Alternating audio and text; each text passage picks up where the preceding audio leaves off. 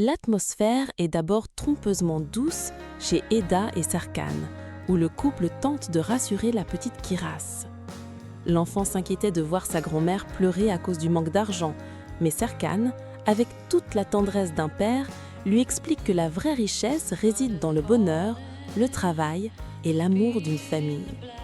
Porté par cette sérénité retrouvée, il promet à sa fille qu'Eda va réaliser le jardin de ses contes de fées, tandis que Kiraz s'imagine déjà devenir pédiatre et réclame, non sans humour, une petite sœur.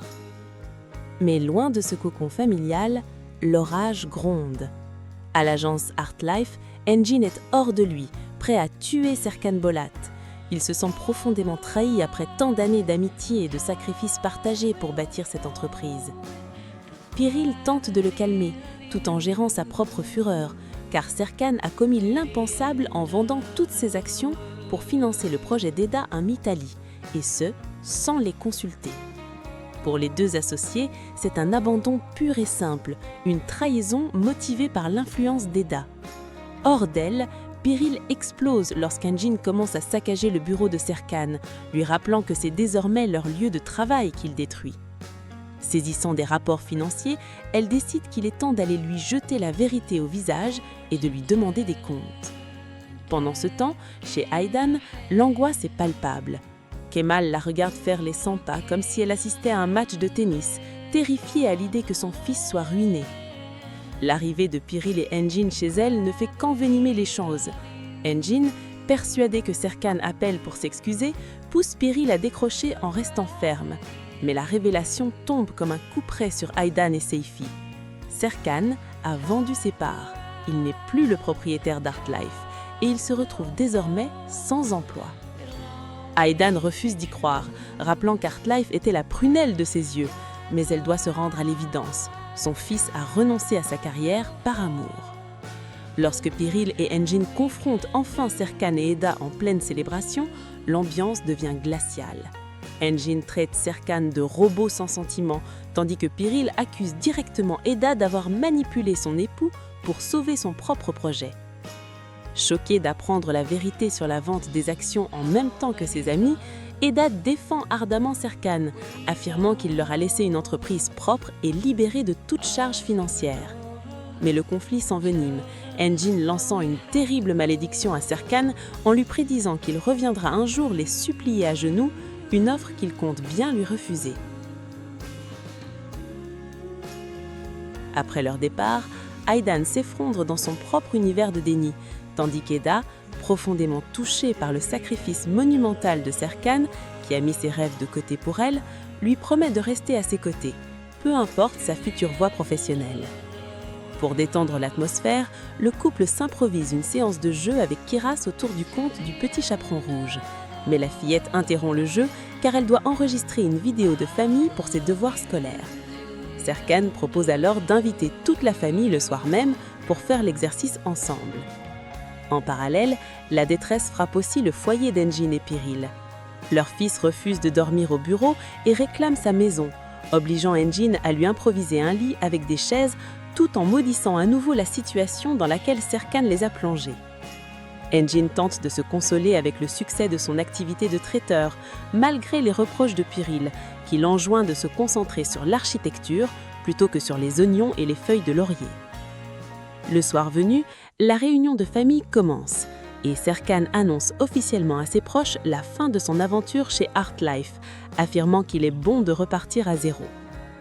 Des suggestions de reconversion fusent de toutes parts, de l'ouverture d'un garage automobile à l'écriture d'un roman d'amour sur son histoire avec Eda, en passant par le business des crypto-monnaies ou même le travail dans des bars à Londres.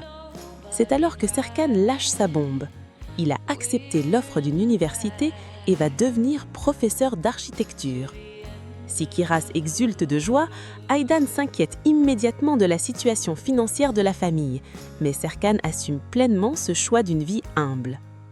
Pendant ce temps, l'ambiance est tout aussi électrique à l'agence, où Engin et Piril tentent de travailler. Erden, l'employé dévoué mais maladroit, prend ouvertement le parti de Serkan Bolat, affirmant qu'il est le seul à estimer ses compétences, ce qui provoque la fureur de Piril qui finit par le chasser sans ménagement. Seuls, Engin et Piril s'inquiètent de la santé mentale de Serkan, imaginant ses mains trembler après des heures passées sans voir un projet. C'est à ce moment qu'Aydan appelle Piril pour lui annoncer la folle nouvelle. Serkan abandonne l'architecture pour enseigner. Piril refuse d'intervenir, estimant qu'elle a donné assez pour un ami qui l'a abandonné, et raccroche poliment, mais fermement. La nuit réserve aussi des moments de tendresse inattendus, notamment entre Kerem et Pina. Kerem a suggéré à Eda de l'exercer pour l'engager, elle, afin qu'elle ne reparte pas à Londres. Touchée par ce geste, Pina l'embrasse tendrement, même si son avenir reste incertain.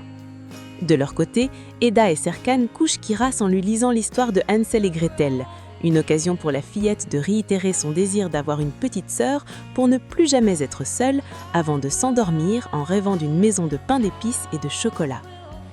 Le lendemain matin, le grand jour est arrivé pour le nouveau professeur. Serkan est stressé et hésite sur sa tenue, optant finalement pour un costume formel, malgré les conseils d'Eda qui l'incitent à porter une tenue plus détendue pour ne pas imposer de distance avec des étudiants de 20 ans. Eda le lance en garde contre son perfectionnisme et son manque de patience, mais Serkan reste persuadé qu'il saura se faire adorer. Malheureusement, sa première classe vire rapidement à fiasco. Les étudiants, loin d'être captivés par les structures en ciment, le bombardent de questions superficielles sur sa fortune, la marque de sa voiture et son avion privé. Frustré par ce manque d'intérêt pour les bases de l'architecture et consterné par leur ignorance flagrante sur des questions simples comme les joints de dilatation, Serkan perd patience et décide d'interrompre le cours, accordant 25 minutes de pause à ses élèves pour aller prendre l'air et oublier leurs questions stupides. Isolé dans les couloirs, il appelle Eda pour lui confier son désarroi et sa frustration. Pour lui redonner courage, elle lui rappelle l'histoire romantique de l'ancien propriétaire d'un manoir d'Istanbul, un médecin amoureux qui avait créé une variété de roses unique pour séduire sa voisine. Elle conseille à Serkan d'utiliser cette même passion pour raconter l'architecture et captiver l'attention de ses élèves. Reboosté par l'amour et les conseils de sa femme, Serkan Bolat est désormais prêt à retourner dans l'arène et à ne pas abandonner ses élèves, prouvant une fois de plus que même face à l'adversité, le soutien d'Eda est sa plus grande force. Et voilà, c'est la fin de cet épisode riche en émotions. Entre le sacrifice incroyable de Serkan, la colère d'Engin et Piril, son nouveau départ comme professeur et le soutien sans faille d'Eda, l'histoire prend un tournant complètement inattendu.